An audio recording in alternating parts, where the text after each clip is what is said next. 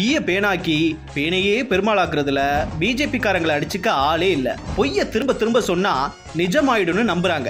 இப்ப புதுசா ஒரு புருடாவை அவிழ்த்து விட்டுருக்காங்க. நந்தம்பாக்கத்துல அமைய இருக்கிற நிதி தொழில்நுட்ப நகரத்துக்கான கட்டுமான டெண்டர் பிஎஸ்டி நிறுவனத்துக்கு தரப்பட்டிருக்கு. இதுல குறை கண்டுபிடிச்சு ஊதி பெருசாக்குது பாஜக. ஆனா பாஜக ஊதுனது எல்லாமே பலூன் கணக்கா வெடிச்சு செதறிடுச்சு. பிஎஸ்டி கட்டுமான நிறுவனம் கட்டின அடுக்குமாடி குடியிருப்புகள்ல விரிசல் ஏற்பட்டுருச்சு. இது பத்தி புகார் வந்துச்சு. உங்க நிறுவனத்து பணியை ஏன் ரத்து செய்யக்கூடாதுன்னு கேட்டு டிட்கோ நோட்டீஸ் அனுப்பிச்சு. இதை எதிர்த்து பிஎஸ்டி நிறுவனம் சென்னை உயர்நீதிமன்றத்துக்கு போச்சு. பிஎஸ்டி நிறுவனம் மேல நடவடிக்கை எடுக்க உயர்நீதிமன்றம் தடை விதிச்சிச்சு. இதனால பிஎஸ்டி நிறுவனத்தை கருப்பு பட்டியல்ல சேர்க்கல.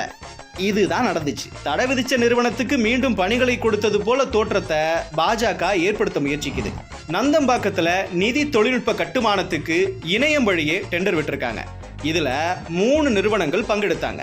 துறையின் மதிப்பீட்டை விட 16.34% குறைவாக 82 கோடியே 87 லட்சம் ரூபாய்க்கு குறைந்த டெண்டர் எடுத்த பிஎஸ்டி நிறுவனத்துக்கு பணி ஆணைய கொடுத்தாங்க. இந்த டெண்டர் நடைமுறை வெளிப்படையாகவே நடந்திருக்கு. மின்னணு ஒப்பந்த புள்ளி ஏல தேர்வுல தகுதியுள்ள எல்லா நிறுவனங்களும் கலந்துக்கலாம். இதுல 3 நிறுவனங்கள் பங்கேற்றாங்க. அதுல குறைஞ்ச தொகைக்கு டெண்டர் எடுத்த பிஎஸ்டி நிறுவனத்துக்கு பணி ஆணைய கொடுத்திருக்காங்க. இந்த டெண்டரால 36 கோடியே 15 லட்சம் ரூபாய் சேமிச்சிருக்கு டிட்கோ.